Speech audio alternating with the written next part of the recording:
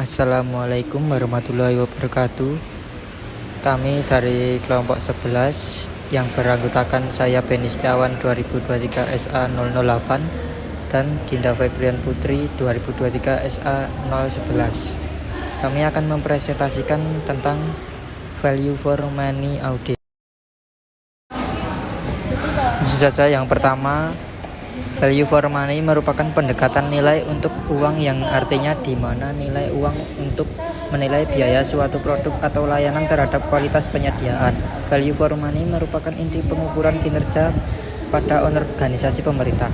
Kinerja pemerintah tidak dapat dinilai dari output yang dihasilkan saja, akan tetapi harus mempertimbangkan input, output, dan outcome secara bersama-sama. Pengukuran kinerja berdasarkan alokasi biaya dan pelayanan. Dengan demikian sering disebut 3E, ekonomi, efisiensi, dan efektivitas. Yang selanjutnya ada karakteristik value for money. Yang pertama ada ekonomi, memastikan bahwa biaya input yang digunakan dalam operasi organisasi dapat diminimalkan tanpa mengorbankan kualitas. Audit kinerja mengevaluasi bagaimana sumber daya dikelola agar seminimal mungkin biaya yang dikeluarkan. Yang kedua ada efisiensi, menilai sejauh mana output yang maksimal dapat dicapai dengan sumber daya yang tersedia. Efisiensi terkait dengan bagaimana organisasi menggunakan sumber daya untuk mencapai hasil yang optimal. Yang ketiga ada efektivitas, memastikan bahwa hasil yang dicapai sesuai dengan tujuan yang ditetapkan. Ini berarti output yang dihasilkan oleh organisasi tepat guna dan melayani kebutuhan pengguna jasa dengan benar. Yang keempat ada proses sistematis. Sama seperti audit keuangan, VFM audit juga melibatkan proses yang sistematis untuk memperoleh dan mengevaluasi bukti secara objektif guna menilai kinerja organisasi. Yang kelima ada laporan dan rekomendasi. Berbeda dengan audit konvensional yang hanya memberikan opini atas laporan keuangan, VFM audit mencakup rekomendasi perbaikan untuk meningkatkan kinerja organisasi di masa mendatang. Yang selanjutnya ada pengertian audit ekonomi dan efisiensi. Yang pertama ada ekonomi, yaitu menilai apakah sumber daya diperoleh dan digunakan secara biaya terendah. Yang kedua ada efisiensi, mengukur rasio kinerja terbaik antara output dan input, memastikan output maksimal dengan sumber daya minimal. Yang selanjutnya ada tujuan. Tujuan yang pertama yaitu menilai apakah sumber daya, karyawan, peralatan, dan lain-lain diperoleh dan digunakan secara efisien. Yang kedua ada menentukan penyebab praktik yang tidak efisien, termasuk dalam sistem informasi, prosedur administrasi, dan struktur organisasi. Yang selanjutnya ada prosedur audit. Prosedur yang pertama yaitu perencanaan audit. Yang kedua review sistem akuntansi dan pengendalian internal. Yang ketiga pengujian dan pelaksanaan audit.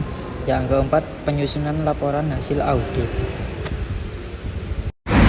Audit efektivitas. Definisi efektivitas berkaitan dengan pencapaian tujuan, yaitu sejauh mana hasil yang diinginkan tercapai sesuai tujuan program. Dan di bawah ini adalah tujuan audit efektivitas. Yang pertama mencapai pencapaian hasil program, yang kedua mengevaluasi kesesuaian hasil dengan tujuan program, yang ketiga menentukan alternatif yang efisien untuk hasil yang sama dengan biaya lebih rendah, mengidentifikasi hambatan yang mempengaruhi kinerja program. Proses dan kriteria audit efektivitas. Kriteria pengukuran efektivitas. Yang pertama relevansi program, yang kedua dampak dan pengaruh program, dan tiga pencapaian tujuan yang telah ditetapkan, yang keempat alternatif untuk mencapai hasil yang lebih baik.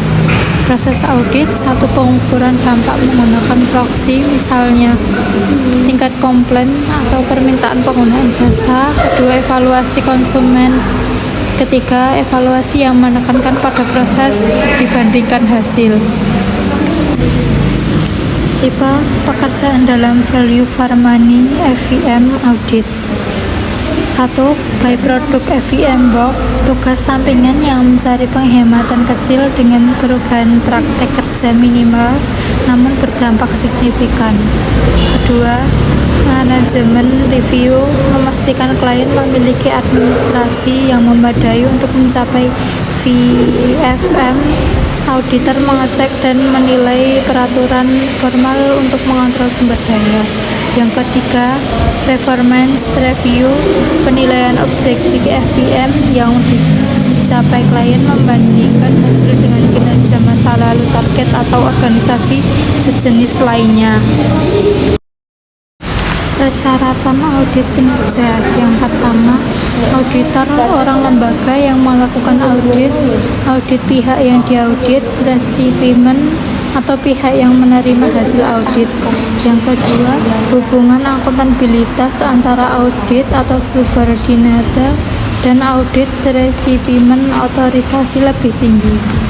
Yang ketiga, independensi. Auditor harus independen dari audit. Yang keempat, pengujian dan evaluasi tertentu atas aktivitas yang terjadi tanggung jawab audit oleh audit untuk audit resipimen. Kesimpulan, yang pertama, tujuan FIM audit meningkatkan akuntabilitas lembaga publik dan memperbaiki kinerja pemerintah. Kedua, cangkupan meliputi audit ekonomi, efisiensi, dan efektivitas yang memperluas tujuan dan prosedur audit keuangan. Yang ketiga, membedakan dengan audit konvensional. Selain memberikan opini auditor, FIM audit juga memberikan rekomendasi perbaikan untuk masa mendatang. Keempat, audit ekonomi dan efisiensi mengevaluasi penggunaan sumber daya karyawan, gedung peralatan secara ekonomis dan efisien, serta mencari penyebab praktik yang tidak efisien. Yang kelima, audit efektivitas, menilai mencapai hasil sesuai tujuan dan mempertimbangkan alternatif yang lebih efektif dan efisien. Nah, itu tadi presentasi kami dari kelompok 11 tentang value for money audit. Jika ada salah kata, mohon dimaafkan.